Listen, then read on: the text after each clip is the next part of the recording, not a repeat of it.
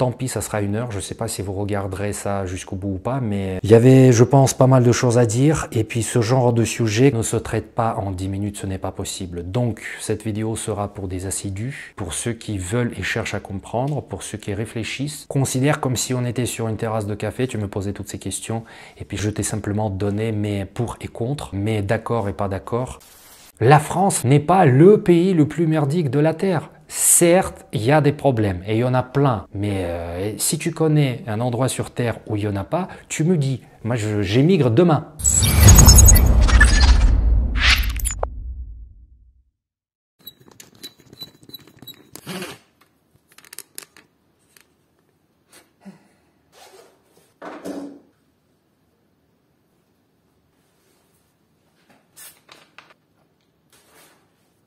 Salut à toi, jeune internaute.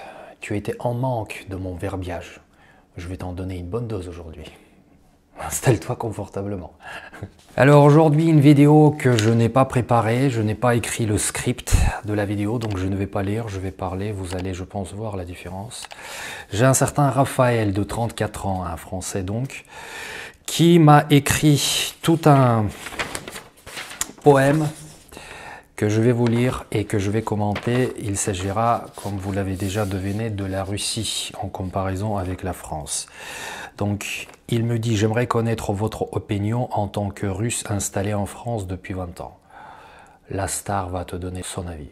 Donc, ce que je vais faire, c'est que je vais lire, même pas paragraphe par paragraphe, mais presque phrase par phrase, parce que ce que vous avez vu sur cette feuille est une reconstitution d'un tas de commentaires que Raphaël m'a écrit sous vidéos différentes. Donc j'ai fait une compilation et je vais essayer de répondre. Ça ne va pas être facile, je préviens tout de suite, puisqu'il y a beaucoup de sujets qui sont mélangés en un seul. Vous allez voir progressivement. Et naturellement, je ne pourrai pas aller vraiment dans les profondeurs profondes.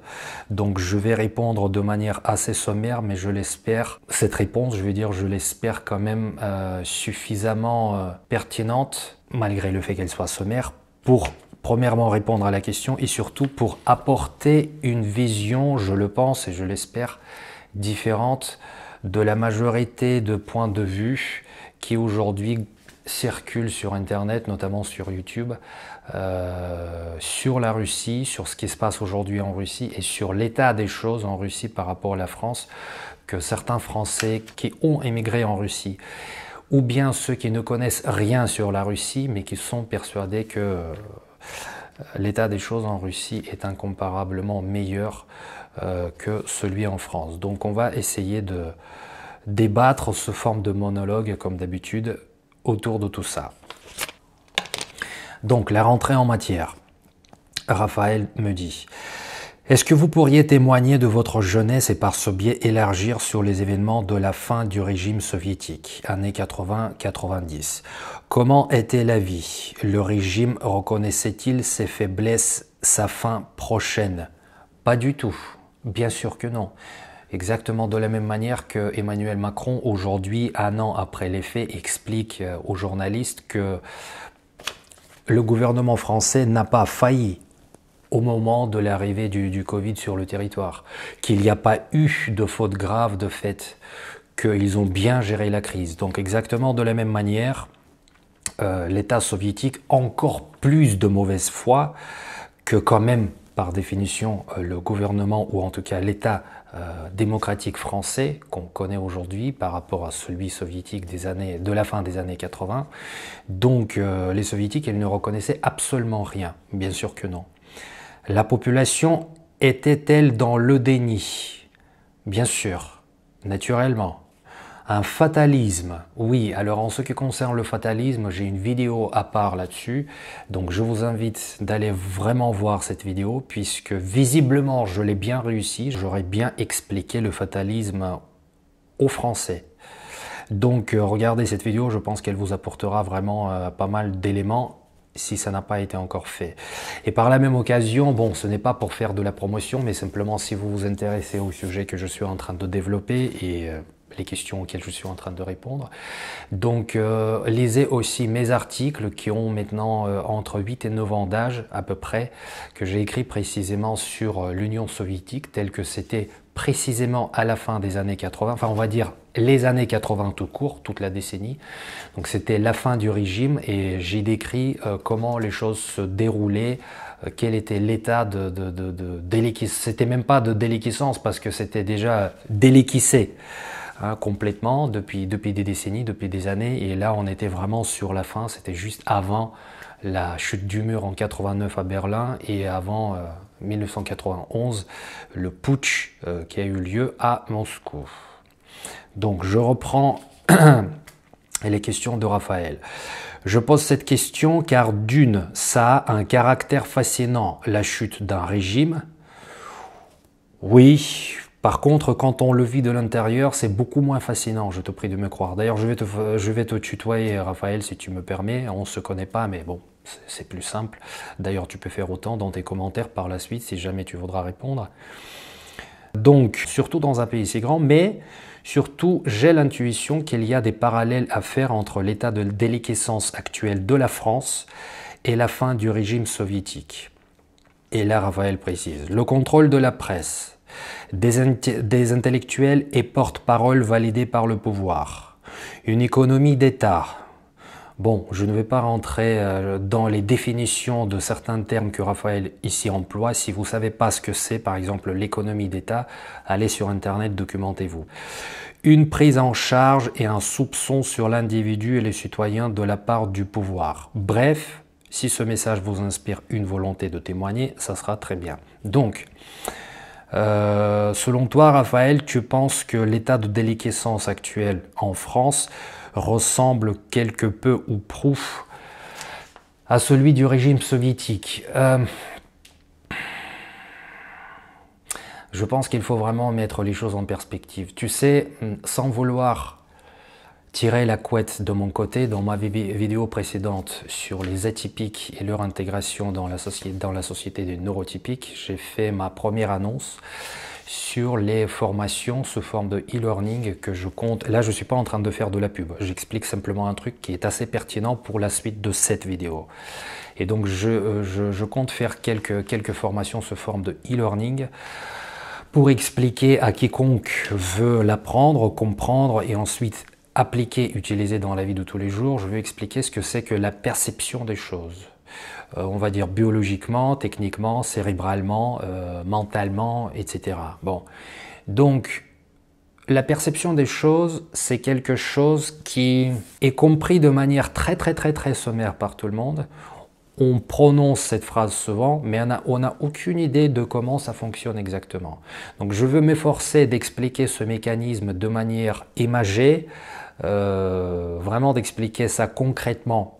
Pourquoi on fait beaucoup de faux chemins dans notre raisonnement, puisque notre perception des choses, elle est complètement décalée par rapport à la réalité, compte tenu de tout un tas de biais cognitifs, etc., etc. Donc je ne vais pas faire le cours maintenant, bien sûr, parce que premièrement, c'est un sujet complètement à part et très long. C'est ce que j'enseigne justement en école de commerce où je donne des cours. Je donne exactement cet aspect-là. Et je vois chaque année, dans les yeux des étudiants qui suivent ce cours, ils me disent « c'est hallucinant, on ne se rend absolument pas compte à quel point on est très souvent à côté de nos pompes, dans nos jugements, dans nos appréciations, dans nos décisions, etc. etc. » Puisque les décisions, bien sûr, sont basées sur notre perception du monde. Donc j'ai fait cet aparté, cette parenthèse exprès pour te faire comprendre que quand tu dis que l'état de déliquescence français serait plus ou moins comparable à celui du régime soviétique à la fin des années 80. Crois-moi, mon cher Raphaël, tu es à des années-lumière de t'imaginer ce que c'était vraiment dans les années 80 en Russie, enfin on va dire dans l'espace post-soviétique. Je ne peux pas, bien sûr, maintenant passer 3 heures à expliquer comment c'était vraiment, mais ce qu'on est en train de vivre aujourd'hui en France, ce n'est même pas un centième de ce qu'il y avait en Russie ou bien en ex-URSS.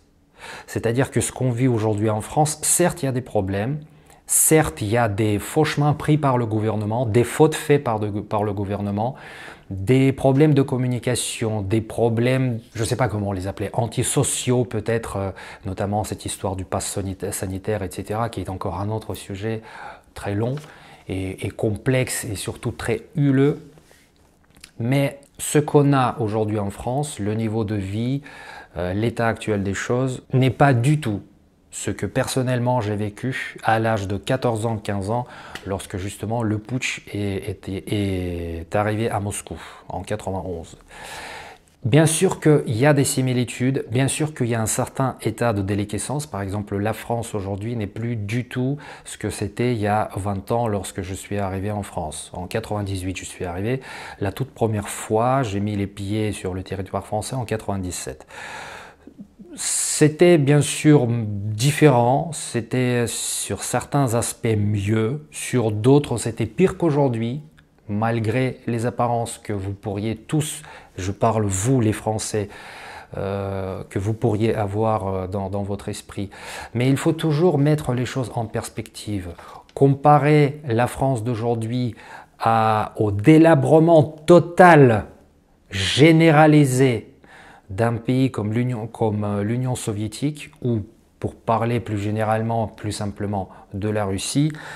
Quand je dis plus généralement et plus simplement, c'est pour dire que je parle, moi étant russe encore une fois, je parle vraiment de la Russie, de la Grande Russie, en incorporant en quelque sorte, sans aucune allusion géopolitique, en incorporant là-dedans les ex-satellites soviétiques, les ex-républiques soviétiques. Voilà, donc ça c'est une petite parenthèse, précaution oratoire. Compte tenu du climat de la bien-pensance actuelle qui règne au niveau international. Tu dis le contrôle de la presse. Mais est-ce que tu peux me donner un seul pays au monde, même parmi les pays les plus démocratiques de la Terre, bien que, comme je l'ai déjà dit quelque part ou écrit quelque part auparavant, je ne me souviens plus où, donc je ne peux pas donner la référence, mais bien que la démocratie en tant que telle qu'elle est décrite et expliquée dans des dictionnaires, n'existe dans absolument aucun pays. Mais parmi les pays les plus démocratiques, est-ce que tu peux me citer au moins un où la presse n'est pas instrumentalisée et n'est pas contrôlée? Ça n'existe pas, mon cher Raphaël. Ni en Russie, ni en France, ni aux États-Unis, ni en Israël, ni au Japon, ni en Chine. Vaste blague. Ni en Corée du Sud, ni en Australie, ni au Brésil, ni au Chili, ni en Afrique du Sud, ni au Maroc, ni en Suède, ni nulle part. D'accord? Donc ça, quand même, il faut le garder à l'esprit. La France, en termes du contrôle de la presse, peut-être n'est pas le meilleur élève de la démocratie sur cette planète, mais en tout cas pas le pire. Quand je dis ça, je ne défends pas du tout ni la France, ni la presse française, ni quoi que ce soit. Les problèmes, il y en a partout. D'accord? Mais simplement, il faut mettre les choses en perspective et ne pas penser que le lieu, ça c'est la perception des choses, que le lieu dans lequel on vit, dans lequel on est peut-être depuis notre naissance, est le pire sur Terre. D'accord? C'est précisément ce que pensent les Russes en étant en Russie. C'est précisément ce que pensent les Français de la France. C'est typique, c'est un peu anthropologique si on veut, de critiquer l'endroit où on vit, puisqu'on connaît tous les vices, puisqu'on connaît tous les problèmes de l'intérieur, ce qu'on ne voit pas forcément lorsqu'on est touriste. Des intellectuels et porte-parole validés par le pouvoir. Encore une fois, est-ce qu'il y a un seul pays où ce n'est pas le cas? Tu me diras dans le commentaire si tu connais. Personnellement, je ne connais pas. Une économie d'État, bon, c'est vrai qu'en France, c'est plus développé que par exemple dans des pays anglo-saxons. On va encore inévitablement revenir un peu plus ou moins à côté sur le sujet plus tard. Mais je l'ai déjà dit à plusieurs reprises dans mes vidéos, je le redis encore une fois, la France est le dernier pays communiste d'Europe. Donc j'ai déjà développé le sujet, je vous invite éventuellement à regarder notamment mes interviews avec Dimitri Kornielov, avec Alain Mihelik sur la Russie, sur les Russes blancs, et mon interview avec Vincent, dont le nom je ne me souviens plus. C'est justement là où un internaute m'interviewait sur ma propre chaîne, j'y parle un petit peu, donc regardez tout ça, vous allez probablement trouver des éléments de réponse en sus. J'aime bien ce préfixe, susmentionné. Une prise en charge et un soupçon sur l'individu et le citoyen de la part du pouvoir. Bon, là, c'est toujours compliqué de répondre sous forme de monologue, puisque je ne sais pas exactement ce que tu voulais dire par là. Maintenant, une prise en charge, j'imagine que tu parles de l'état d'assistanat en France qui est très développé et qui énerve beaucoup de Français, comme d'ailleurs beaucoup d'étrangers qui viennent s'installer en France pour travailler ou pour d'autres raisons, et qui voient qu'effectivement cette mentalité d'assister, elle est malheureusement très développée maintenant en France, après les décennies de la politique, bon, que vous connaissez tous bien, donc je ne vais pas, ça sert à rien que je rentre dans ces détails-là. Mais que veux-tu que je te dise? C'est comme ça dans ce pays. Tu vois, on va dire, c'est une différence, il faut le croire, de la France par rapport à d'autres pays où il y a leurs propres problèmes. Ils n'ont peut-être pas la mentalité d'assister, mais il y a d'autres problèmes qui peuvent être plus graves, plus prononcés, peut-être moins, mais en revanche, en face, ils vont avoir d'autres problèmes qui vont de toute façon faire ce climat ambiant dans lequel les gens, les locaux dans ce pays ne seront pas contents, ce que je disais tout à l'heure, anthropologiquement parlant, ils ne seront pas contents du lieu dans lequel ils subsistent, ils existent. Ils vont toujours trouver des problèmes, des dysfonctionnements, des incompréhensions vis-à-vis de la politique instaurée par les politiciens, par la classe dirigeante dans leur pays. Donc, ça existe partout. Et comme je dis très souvent et à tout le monde, c'est que surtout les gens qui ont beaucoup voyagé, voire vécu dans d'autres pays, tous à l'unisson, ces expatriés te diront qu'il n'y a pas de lieu idéal sur Terre. Ça n'existe pas. Les problèmes, il y en a partout, simplement. À chaque endroit, il y a ses propres problèmes. Mais ça ne veut pas dire que si en Angleterre ou en Russie, ou je ne sais pas où encore, en Afrique du Sud, il n'y a pas la mentalité d'assister, eh bien, simplement, il y a d'autres problèmes qui font que peut-être que sur le moment et à certains endroits, ça devient tout aussi invivable que ça puisse, à vous les Français, paraître ici en France.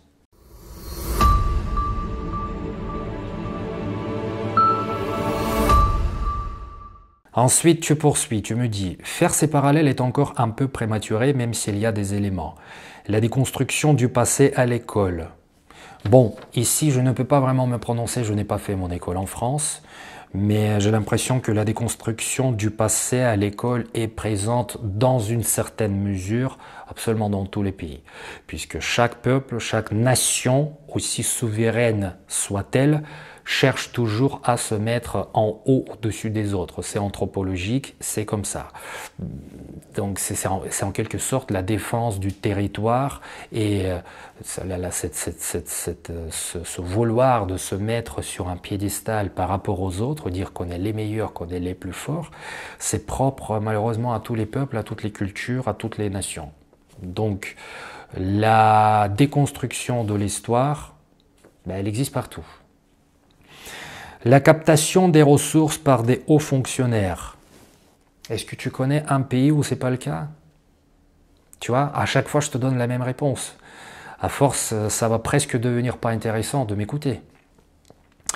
Cette méfiance du marché et du privé. Et oui, puisque dans la mentalité d'assister, dans cette mentalité qui est complètement organisée autour du social, qui est en soi, je veux dire, la racine, l'idée du social à la française, elle est très bien. C'est ça qu'il faut comprendre, c'est qu'elle est très bien. C'est ce qu'elle est devenue. C'est là où il y a le vrai problème.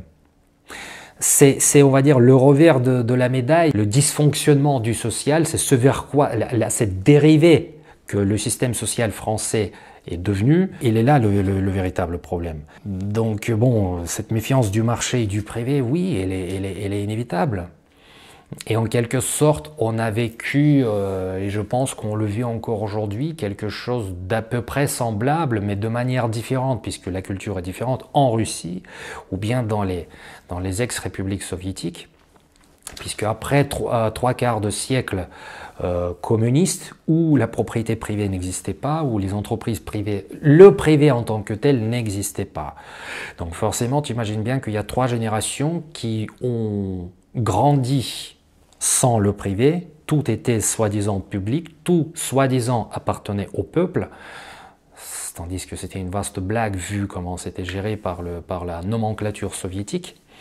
Mais ce que je veux dire, c'est que les 3 générations ont grandi dans ce système, et même aujourd'hui, 30 ans après l'éclatement de l'URSS et on va dire de passage à l'économie du marché, il y a encore une certaine couche de population, et surtout l'ancienne génération soviétique qui va arriver à sa fin encore, je pense, pendant à peu près 40 ans, puisque moi-même, en ayant 43 ans aujourd'hui, je suis de la dernière génération soviétique, de la dernière, je dirais, génération consciente. C'est-à-dire que j'étais encore en âge de voir, d'analyser, de comprendre la situation justement dans les années 80. Et par exemple, ma cousine qui est née en 1988, t'imagines bien qu'elle n'a aucune connaissance véritablement de l'Union soviétique. Elle est arrivée trop tard. Donc moi, j'appartiens vraiment à la dernière génération soviétique, et étant donc soviétique, de facto, donc forcément, j'appartiens à cette classe, à cette population. En fait, c'est pas une classe, c'est vraiment plutôt une population, génération, qui va mettre à peu près encore 40, 50 ans, avec l'espérance de vie, on va mettre à peu près encore 40 à 50 ans à disparaître. Et donc, dans cette génération-là, il y a automatiquement des gens qui, je pense, c'est mon analyse, ma perception, qui peut être aussi fautive que celle de tous les autres.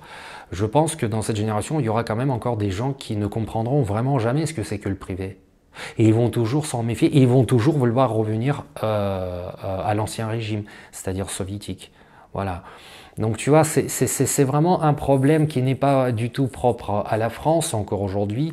Il est présent à plein d'endroits en fait, et pas qu'en Russie, qui a un passé vraiment communiste.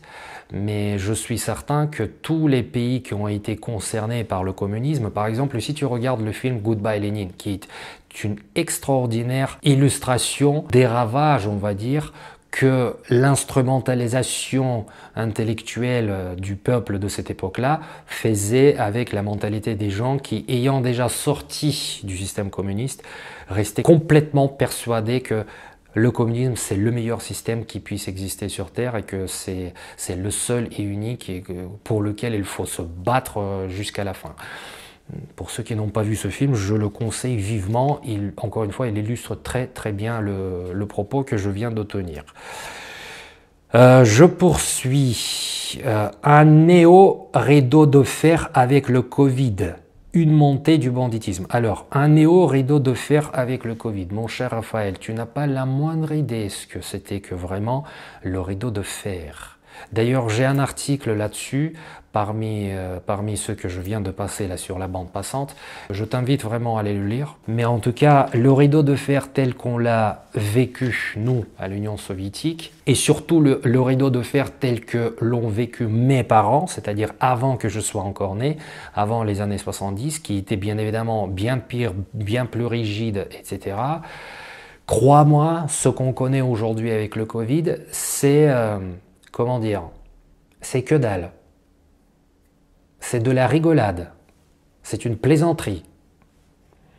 Même s'il y a des similitudes, des allusions comme ça, voilà, des petites tonalités de couleurs dans un regard photographique, mais ce n'est pas un rideau de fer, je te prie de me croire. Parce que malgré ce qu'on nous montre à la télé et malgré ce qu'on pense, nous, quand j'observe, en fait, les gens continuent à voyager sans aucun problème, avec le pass, sans le pass, et ils vont partout dans le monde.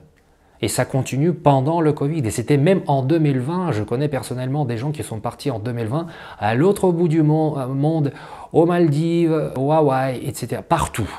Bien sûr, il y avait des difficultés avec les vols qui étaient annulés, avec des tests qu'il fallait faire, etc. Mais ce que je veux dire, c'est que c'était complètement possible. Tandis que le rideau de fer, c'est pas pour rien qu'on lui a donné ce nom. C'était une véritable fermeture. Et puis, si tu traversais, on va dire, clandestinement la frontière, si tu essayais de traverser clandestinement la frontière, on te tirait de Kalachnikov dans le dos, quoi. On en est loin, quand même. Parce que ce n'est pas une amende de mer de 135 € qui va te tuer. C'est désagréable, certes. On peut discuter longuement, est-ce que c'est bien ou est-ce que c'est pas bien, politiquement, socialement parlant, démocratiquement parlant, etc. Mais ce que je veux dire, c'est que personne ne tue personne. Personne ne tire dans le dos tout simplement parce que tu as pris la bagnole pour aller en Italie, en Espagne ou je ne sais pas où. Voilà. Donc, tout mettre en perspective. Une montée du banditisme, période perestroïka, ou perestroïka comme vous dites en français, ça m'énerve cette espèce de tendance de toujours mettre l'accent sur la dernière syllabe dans tous les mots étrangers. Putain de français, va. Donc, une montée du banditisme. Écoute, je ne sais pas de quoi tu parles exactement. Une montée du banditisme déjà en Russie, selon moi, selon ma perspective des choses, était surtout particulièrement tangible presque dans les années 90 et non pas dans les années 80, c'est-à-dire à la fin de l'URSS. C'était déjà à l'époque yeltsinienne, donc post-Gorbatchev. Et puis de quelle montée du banditisme tu parles en France? Je sais pas, j'ai l'impression que ça a toujours été plus ou moins pareil en France. Simplement, peut-être qu'on en parlait un petit peu moins avant. Peut-être qu'effectivement, il y a un peu plus aujourd'hui, parce que tu parles du banditisme. Attention, il y a quand même une différence, par exemple, entre la délinquance et le banditisme. Selon moi, je peux me tromper, mais c'est ma perception des choses. Donc, de quelle précisément montée de banditisme tu parles ici en comparant avec la période de perestroïka? Je ne sais pas, j'ai vraiment du mal à saisir, mais encore une fois, je ne pense pas que ça puisse vraiment être comparable. C'était vraiment ce sont vraiment deux systèmes et deux périodes, deux époques assez différentes. En revanche, ces éléments de pénurie énergétique ou alimentaire, ce qui semble être la vraie caractéristique de cette époque à l'URSS, les années 80, nous n'en sommes pas encore à ce stade en France. En effet, très lucide là-dessus, je confirme. Ce n'est qu'une dynamique que je constate. Peut-être que ce parallèle n'est pas si pertinent et il manque assurément de connaissances, lucide également, et l'histoire reste faite de signes noirs. Pour ceux qui ne connaissent pas Signe Noir, allez sur Wikipédia. La chose théorisée par, je ne me souviens pas de son prénom, Taleb, son nom, reste que nous semblons vivre cette période de l'histoire russe en accéléré. Bon, restons calmes. Je ne dirais pas qu'on est en train de vivre ça en accéléré, pas en accéléré. Vivre ça, bon, c'est un peu tiré par les cheveux. On vit autre chose, différemment, dans d'autres conditions, 30 ans plus tard, avec une technologie différente, avec une culture anthropologique nationale différente. On est en Europe, bref, il y a beaucoup d'éléments qui différencient quand même les choses. Donc pour moi, c'est tiré par les cheveux dire que ce qu'on est en train de vivre est comparable avec la fin de l'URSS. La fin de l'URSS, c'était avant tout... ça serait tellement compliqué. La fin de l'URSS, c'était avant tout la fin d'une idéologie qui n'était pas applicable à la nature humaine. Je parle du communisme, premièrement. Et deuxièmement, ce qu'on vit aujourd'hui en France, je ne sais pas si on peut véritablement qualifier ça de la fin de l'ancien régime, comme souvent certains disent, mais il est clair qu'on est en train de vivre la fin d'une époque. Il y a quand même une sacrée différence entre la fin d'une époque et la fin d'une espérance de construire un avenir radieuse. C'est comme ça qu'on apprenait le français à l'école en Russie. Radieuse. Donc on construisait cet avenir radieux dont je parle justement dans mes articles, donc allez lire pour comprendre. En fait, on essayait de le construire pendant 75 ans, on ne l'a jamais construit, et bien évidemment que le peuple était complètement dans le déni dans les années 80, c'était déjà sur la fin, tout le monde le sentait, mais personne ne pouvait prédire le putsch de 91, personne ne pouvait prédire la fin de l'URSS de cette manière-là, et presque, je dirais, aussi rapidement.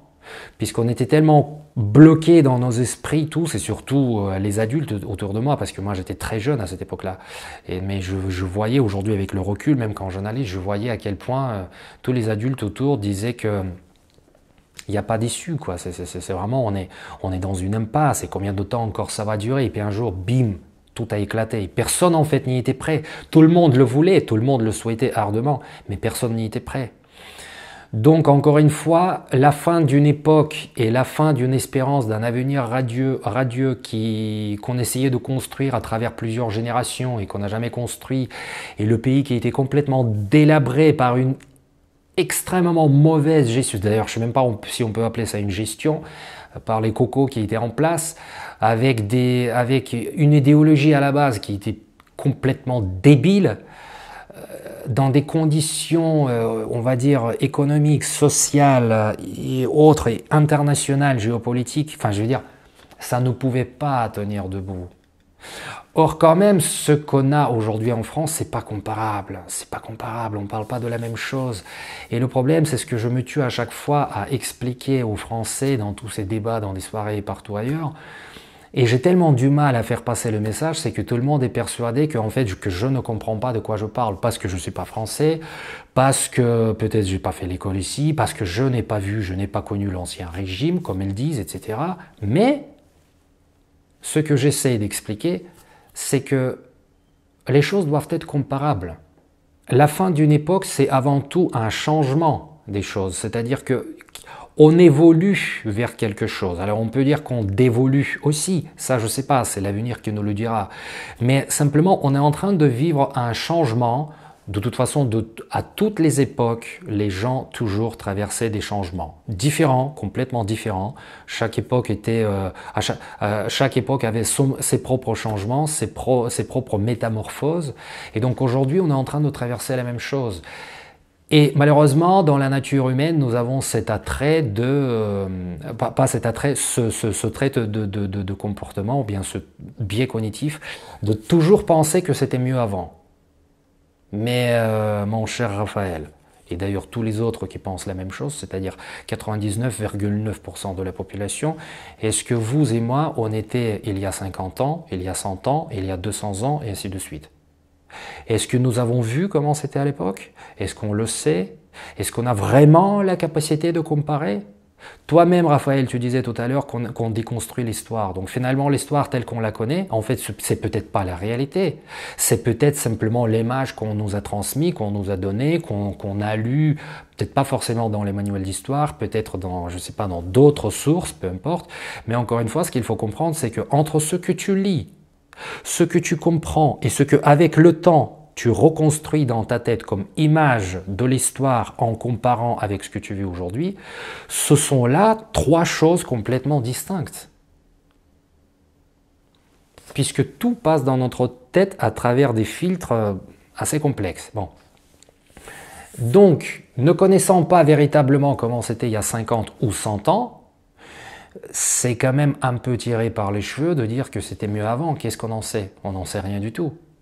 On regarde des films de l'époque, on lit des articles qui nous racontent que Charles de Gaulle a dit ça, a dit ci, et qu'il était tellement bon, tellement formidable, etc., qu'aujourd'hui il n'y a plus de politiciens à son niveau. Peut-être, mais je ne connais pas Charles de Gaulle. Je n'étais pas à cette époque-là. Je lis seulement des histoires sur lui, je lis des articles, des livres et compagnie, et je m'en fais une idée. Mais est-ce qu'on compare le comparable? D'où on a cette certitude qu'avant c'était mieux. Je ne suis pas convaincu du tout que c'est la bonne approche, la bonne méthode.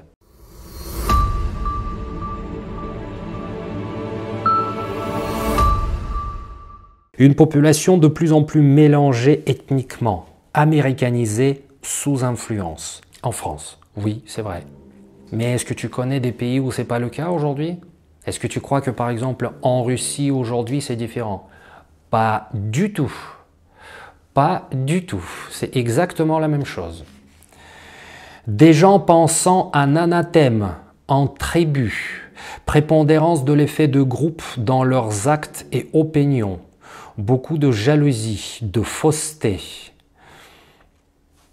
Mais c'est la même chose partout, mon cher Raphaël. Qui t'a dit qu'en Russie, là-dessus, c'est mieux? C'est un peu différent. Il y a bien sûr quelqu'un qui a commencé à faire les travaux pendant que je fais ma vidéo. Forcément, il n'y a pas d'autre moment pour ça, bien sûr. Ah, bon, j'espère que vous m'entendez quand même parce que je n'ai pas d'autre temps pour faire cette vidéo. Donc il y aura un peu de bruit derrière, je ne sais pas si vous l'entendez ou pas. Tu parles de beaucoup de jalousie, beaucoup de fausseté. Mais tu sais, cette fausseté, en fait, elle vient de beaucoup de choses. Elle vient notamment, par exemple, de votre culture latine, mes chers Français. Alors, ça peut paraître peut-être désagréable pour ceux qui ne me connaissent pas encore, pour ceux qui ne m'ont pas suivi avant, puisque je me suis déjà beaucoup exprimé sur le sujet. Mais cette fausseté, elle vient beaucoup de plein d'aspects dans la culture latine. Et ce n'est pas nouveau, ça date pas d'aujourd'hui, ni d'hier, ni d'avant-hier. Ça date depuis plus de 2000 ans, les enfants. Bon, quand tu parles de l'américanisation, mais elle est partout. Elle est en Russie, en Ukraine, au Japon, enfin, partout.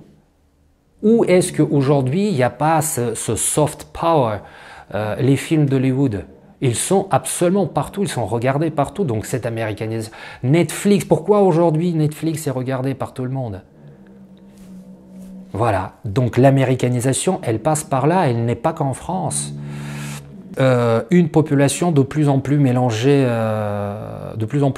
ethniquement. Oui, mais en Russie, par exemple, c'est exactement la même chose. Malgré ce que, par exemple, peut-être peuvent dire certains Français qui sont aujourd'hui installés en Russie et qui lui chantent des louanges dans tous les sens en disant que c'est tellement mieux la Russie que la France. Je ne suis pas du tout d'accord là-dessus. Tu vas en Russie, je vais te dire, tu vas à Moscou, une ville effectivement assez moderne et même carrément plus propre que Paris. Ça, là-dessus, il n'y a pas de débat, ça c'est clair. Plus moderne, plus propre, plus, on va dire, aéré, etc., etc. Ok, bon. Mais il faut voir la quantité d'émigrés de l'Asie centrale, je vais mettre la carte là, ici, quelque part, de l'Asie centrale, qui vivent à Moscou et d'ailleurs même en province, en Russie, quoi. Ils sont partout.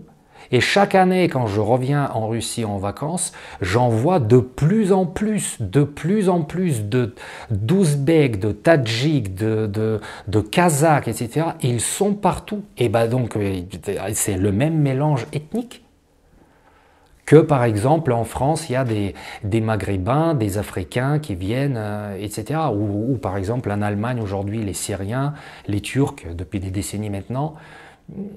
Ce mélange ethnique, il est partout, mais c'est pas nouveau. Ça ne date pas d'aujourd'hui ou des 10 dernières années. Je veux dire, quand je suis arrivé en 98 en France, excuse-moi, mais la France était déjà ce qu'elle est aujourd'hui. Donc pour moi, ce n'est pas, c'est pas quelque chose d'étonnant et de sortant de l'ordinaire. Prépondérance de l'effet de groupe dans leurs actes et opinions. Là, je ne vois pas vraiment ce que tu veux dire, mais pour moi, ce n'est que... Relisez le livre La psychologie des foules de Gustave Le Bon. Hein. C'est d'ailleurs en me basant sur le titre de ce livre que j'ai appelé le mien La psychologie des riches et des nouveaux riches. J'ai voulu faire un espèce de clin d'œil sociologiquement parlant au titre de ce livre. Relisez Gustave Le Bon. Pays démoralisé, déraciné, population de plus en plus alcoolique et droguée. Alors, concernant la drogue, personnellement, je ne connais rien, je ne me suis jamais intéressé au sujet, j'en prends aucune, tout simplement parce que ça ne m'intéresse pas. Donc, je ne connais pas en ce qui concerne la drogue, j'ai aucune statistique ni rien du tout. Par contre, la population de plus en plus alcoolique, excuse-moi, tu sais ce qui se passe avec l'alcool en Russie? Non mais, il faut... Tu sais ce qui se passe avec l'alcool, par exemple, en Angleterre? Le voisin français depuis toujours. Donc, la France est loin d'être la pire là-dessus. Elle est loin d'être la... Regarde ce qui se passe en Pologne avec l'alcool. Je veux dire, je ne comprends pas, en fait, cette attitude, là, pour le coup, fataliste vis-à-vis de votre propre pays. Encore une fois, tu vois, les réponses que je te donne, Raphaël, ce n'est pas pour te dire que tu es qu'un con et que tu n'as rien compris. Pas du tout. Simplement, comme je ne t'ai pas en face, donc j'essaye comme si je faisais presque, tu vois, en ping-pong, une discussion avec toi, sauf que c'est sous forme de monologue. Mais comprenne-moi bien, c'est que je te donne toutes ces réponses vraiment en toute bienveillance. Là, tu dis peu de personnalité, peu de discussion. En France, tu plaisantes? Mais moi, j'ai envie de te dire qu'en France, selon moi, il y en a beaucoup, même peut-être beaucoup plus que dans d'autres pays, que par exemple en Russie. Selon moi, mais ça c'est mon appréhension, mon avis, en Russie, aujourd'hui, il y a moins de personnalités et moins de discussions. Je parle vraiment de vraies discussions, posées, philosophiquement appuyées, avec des gens qui savent de quoi ils parlent, avec des vrais pros dans le domaine et qui parlent avec un recul et vraiment avec un cerveau bien fait. Je parle des vraies discussions, des vraies personnalités. Eh bien, je trouve, moi, je peux me tromper, mais selon moi, en France, il y en a plus que par exemple en Russie. Après, je ne vais pas comparer la France à d'autres pays puisque je ne connais pas bien évidemment tous les pays du monde. Hein. Les seuls deux pays que je connais vraiment, on va dire, de l'intérieur, c'est le cas de le dire, c'est la Russie et la France. Mais selon moi, il y en a plus en France déjà qu'en Russie. Donc quand tu dis pas de personnalité, pas de discussion, pardon, je ne suis pas d'accord. Peut-être que ceux qui vont regarder cette vidéo et ceux qui connaissent des vraies têtes bien pensantes en Russie, qui s'expriment régulièrement, je ne sais pas, sur YouTube ou dans les médias, écoutez, mettez-les-moi dans les commentaires. C'est avec plaisir que j'irai regarder et j'en prendrai note. Et peut-être que je vais réévaluer mon point de vue là-dessus. Mais en tout cas, jusqu'à présent, et je suis quand même plus ou moins ce qui se passe en Russie et ce qui se passe en France, selon moi, il y en a plus en France qu'en Russie. Donc déjà, tu vois, je pense que là, c'est un peu trop pessimiste, là, l'image que tu dresses de la France. Et toujours ce souci ignoble de quand dira-t-on. C'est vrai que là en France, par exemple, c'est le cas aujourd'hui. Hein. C'est vrai, il y a tout un tas de sujets, les antisémitismes, les anti-vax, voilà, dès que tu sors un truc, soit tu es antisémite, soit tu es complotiste, soit tu es un con, tout simplement. Bref, donc quand dira-t-on? Là, pour le coup, je te rejoins. Là, c'est vrai. Là, c'est vrai. Et d'ailleurs, comme notamment, là, récemment, je suis tombé sur l'interview de Natacha Polony avec Didier Bourdon, je crois, si je ne me trompe pas, si je prononce bien son nom, l'ancien des inconnus, un des trois inconnus, qui dit que l'humour en France aujourd'hui est en danger. Je suis d'accord. Ils ont hérité d'un pays extraordinaire. Alors, qui ils ?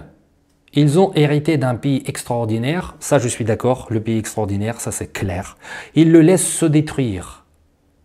Pas faux, mais qui ils? De qui tu parles, Raphaël? Il y a peut-être une véritable pulsion de suicide. Bon, difficile de répondre vraiment, mais qui ils? Et puis j'ai envie de dire, bon peut-être que tu trouveras mauvaise ma réponse, mais en tout cas j'ai envie de te dire, quand tu dis « il », pourquoi toi-même tu ne te mets pas là-dedans? Est-ce que tu es citoyen est-ce que tu es citoyennement responsable? Est-ce que tu fais partie de la société civile, de ton peuple, de ta nation, de ton pays? Que visiblement tu apprécies, que tu aimes et que tu voudrais préserver certaines choses qui ont eu dans le passé, puisque vu tout ce que tu m'as écrit, donc je pense que tu as envie de te battre pour quelque chose. Mais est-ce que toi-même t'en fais partie? Et d'ailleurs, quand je m'adresse à toi, Raphaël, en disant ça, en fait, je m'adresse absolument à tous ceux qui me regardent maintenant, aux Français, je parle, Français de souche. Est-ce que vous faites partie de cette société civile? Et quand je dis faire partie de la société civile, ce n'est pas aller à la manif mariage pour tous, ou Gilets jaunes, ou la manif anti-vax. La société civile, c'est au quotidien, c'est partout, c'est dans tout. Mais tu vois, on a exactement le même problème par exemple en Russie. Tout le monde n'est pas content du pouvoir en place, tout le monde râle dans tous les sens, tout le monde se plaint à machin truc. Bon, c'est vrai qu'en Russie, tu n'as pas vraiment la même liberté d'aller en manif qu'en France. Ça, c'est clair. Hein. Je veux dire, je pense qu'il n'y a pas grand monde qui va essayer de dire le contraire. Ni en Russie, ni en France. Mais encore une fois, la société civile, ce n'est pas simplement le droit d'aller manifester, de casser du flic, de cramer du pneu, etc. La société civile, avant tout, elle est civilisée. Elle se manifeste au quotidien, tous les jours, partout et dans tout. À travers les débats, à travers les gestes au quotidien. Par exemple, si tu as un connard qui jette un papier par terre sur la voie publique, eh bien, il faut lui faire une remarque, il faut peut-être ramasser ce papier et le mettre à la poubelle. Je donne un exemple extrêmement simpliste, mais c'est ça, en quelque sorte, la société civile. Et est-ce qu'on en fait partie ou pas? Personnellement, je considère en faire partie, notamment, par exemple, à travers tout ce que je fais, tout ce que j'écris, tout ce que je dis. Pour moi, je considère que c'est aussi ça, être citoyen, au quotidien.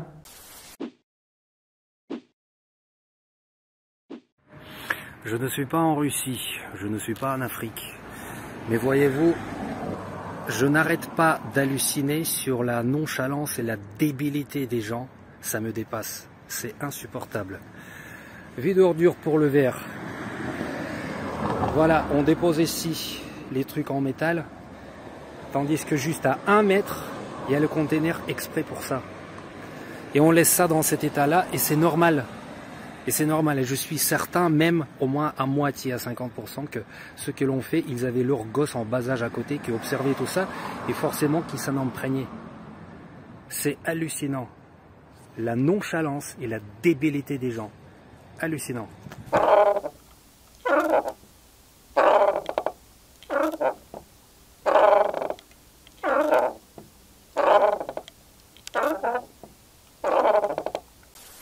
Bon, là je divague.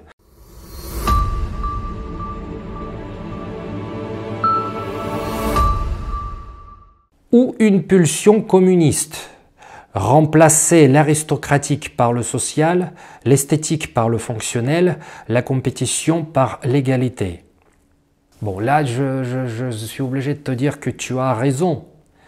Et peut-être que tu as tort aussi en même temps, ça dépend sous quel angle regarder ça. Je ne sais pas précisément qu'est-ce que tu voulais dire ici exactement, mais remplacer l'aristocratique par le social. Tu comprends? C'est l'idée que j'essaie de véhiculer partout, dans mon livre, partout, auprès de mes étudiants, dans mes vidéos, c'est qu'il faut un juste milieu. Que l'aristocratique partout, c'est mauvais. Que le social partout, c'est mauvais aussi. Il faut un juste milieu. Et le problème de la nature humaine, surtout en société, en groupe, encore une fois, psychologie des foules, c'est qu'on n'arrive pas à parvenir à rester au centre. On est en permanence tiraillé à droite et à gauche. On est tout le temps entre l'aristocratique et le social, l'esthétique et le fonctionnel, la compétition et l'égalité, la connerie et l'intelligence, le naturel et l'intelligence artificielle, et ainsi de suite, et ainsi de suite, et ainsi de suite. On a du mal à rester au milieu et premièrement de trouver ce milieu et ensuite d'y rester sur ce droit chemin, si j'employais le langage de la Bible.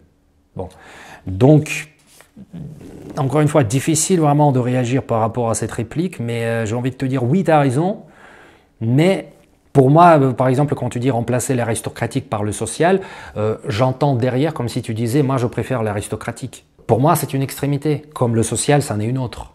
Voilà. Donc, il faut un juste milieu. Ensuite, tu dis, la population change sur beaucoup de plans d'année en année. Et je pense que c'est un changement vertueux.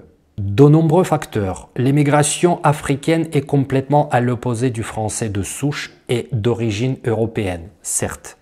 Ces groupes s'évitent et se distinguent avec le temps. Il y a séparatisme.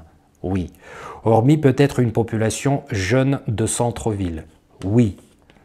Mais encore une fois, je t'ai donné l'exemple tout à l'heure avec la population de l'Asie centrale qui continue encore aujourd'hui d'émigrer partout en Russie. Pourquoi? Parce que le niveau de vie en Russie est le niveau de vie et la situation politique sont plus clémentes. Plus clément, plus agréable, plus viable que dans leur pays d'origine. Ouzbékistan, Kazakhstan, Tadjikistan. D'ailleurs, pour votre gouverne, que vous sachiez, le stan dans le nom de tous ces pays, comme l'Afghanistan par exemple aussi, ça vient du vieux slave stan, dérivé de stati.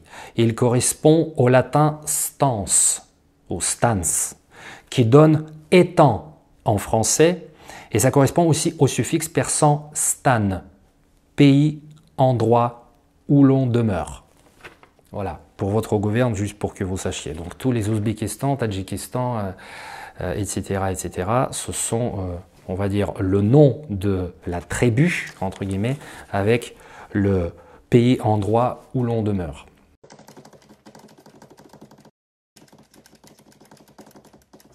Oui, il y a un mélange de populations, oui, il y a l'immigration africaine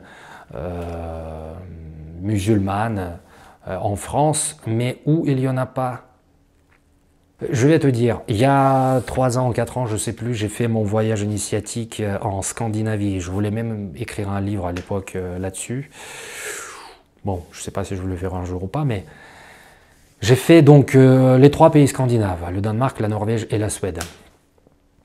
Tu sais, je suis tombé sur un Suédois, en Suède, un truc de dingue, on a du mal à le croire, qui m'a tenu un discours. On a discuté pendant au moins une demi-heure. C'était un serveur dans un resto. On s'est arrêté en bord d'un lac complètement perdu quelque part au fin fond du trou du cul du monde, dans une forêt, bref. Et il m'a tenu un discours absolument incroyable. J'aurais cru, s'il parlait pas anglais, s'il parlait français, j'aurais cru qu'on était en France. Il disait exactement la même chose que n'importe quel Français lambda pourrait dire.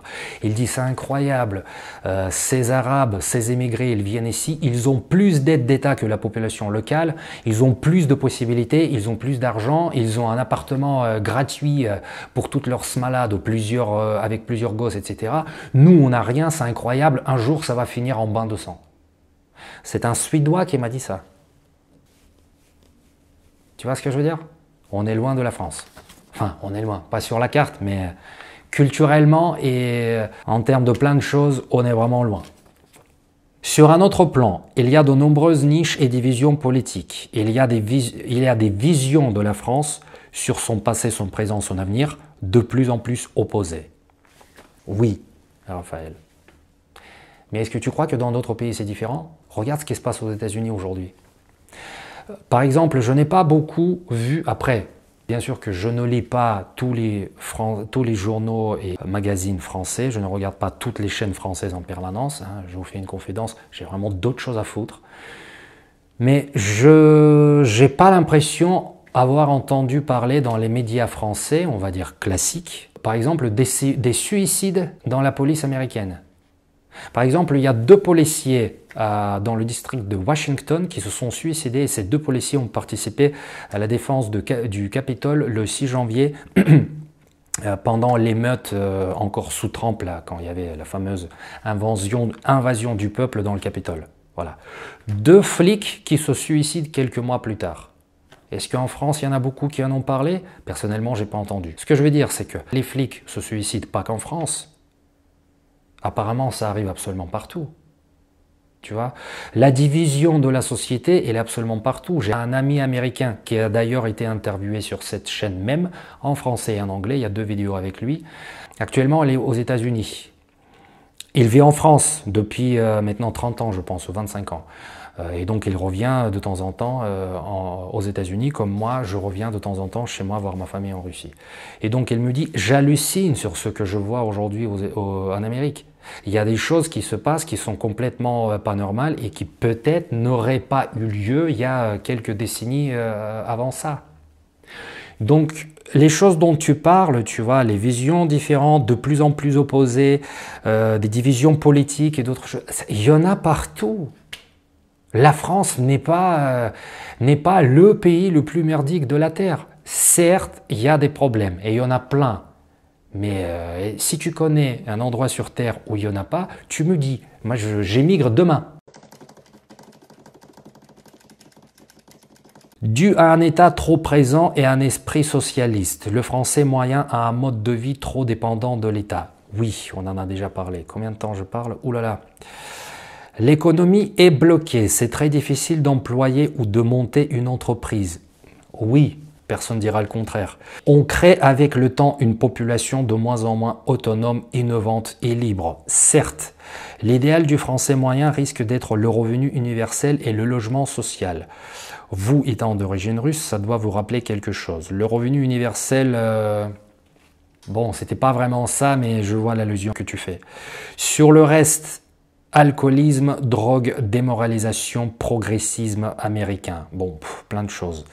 Alors, l'économie est bloquée. C'est très difficile d'employer ou de monter une entreprise. Tu sais, je vais te passer un parallèle. Ou une parallèle. Je ne sais jamais la variante correcte. Je ne sais pas. Vous me direz dans les commentaires. Comme ça, d'ailleurs, ça vous incitera de laisser des commentaires sur mes vidéos parce que vous ne le faites pas assez. Par exemple, il y a complètement un truc de dingue que aucun étranger qui vient dans le pays, aucun, ne comprend comment ça puisse être possible. Le locataire d'un logement a plus de droits sur le logement qu'il ne possède pas en propriété privée que le propriétaire. Mais c'est un truc de dingue total. Le salarié, une fois qu'il est en CDI en France, il a presque plus de droits que l'employeur qui l'emploie et qui lui paye le salaire pour le travail qu'il fait. C'est un truc de dingue en France. J'ai envie de te dire, tant que ça ne sera pas changé, on est loin du compte. Ça, effectivement, c'est quelque chose qui ne tourne pas rond en France, c'est clair. Mais en parallèle, à côté de ça, il faut quand même admettre que, bon, le salarié est quand même bien protégé en France, parce que par exemple, quand tu vois ce qui se passe aux States ou ce qui se passe en Russie, je parle au niveau des salariés, le salarié, il peut être dégagé comme ça. On peut par exemple ne pas lui payer le salaire pendant quelques mois, parce qu'il n'y a pas d'argent dans la caisse, etc., etc., etc. Et les gens se démerdent, tu vois. Donc, encore une fois, le juste milieu. Il y a un extrême, l'autre extrême, mais que faire et comment faire pour parvenir là? Vaste débat. On crée avec le temps une population de moins en moins autonome. Bah oui, c'est évident, puisqu'on sait que si une fois que tu es passé en CDI, ça n'a plus rien à foutre, quoi. Et après, quand tu es sorti de CDI, en plus, on va te payer des allocations. Bah oui, alors pourquoi se faire chier à aller chercher du travail? Et il y a déjà Sarkozy qui a commencé ce débat-là il y a plus de 10 ans maintenant. Et depuis, rien n'a véritablement changé, quoi. Et Sarkozy, on peut le critiquer sur plein de choses, certes, et indéniable, mais il n'y a pas que des conneries qu'il a dit à l'époque.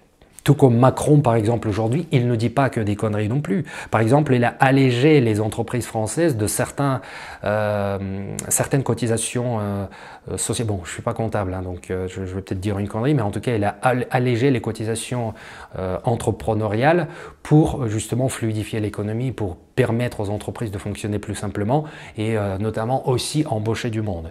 Donc, mais ça, personne n'en parle. On nous dit que Macron, que c'est un mauvais. On disait la même chose de Hollande, on disait la même chose de Sarkozy, on disait la même chose de Chirac, on disait la même chose de Mitterrand. Bon, on peut descendre jusqu'à Mathusalem comme ça, hein. Le résultat est le même, c'est marrant.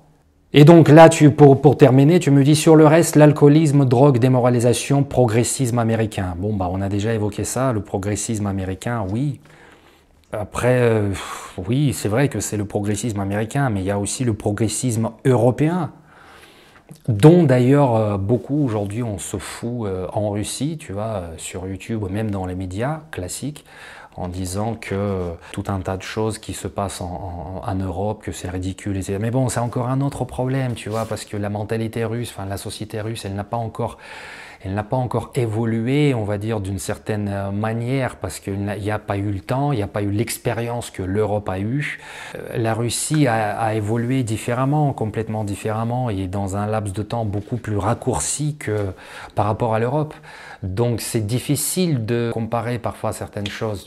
Et c'est précisément là-dessus que se basent certains Français qui veulent se barrer ou qui se sont déjà barrés vivre en Russie, puisqu'ils considèrent que le traditionnalisme russe leur convient beaucoup mieux, puisqu'ils veulent conserver ce traditionnalisme, par exemple, familial, sociétal, etc.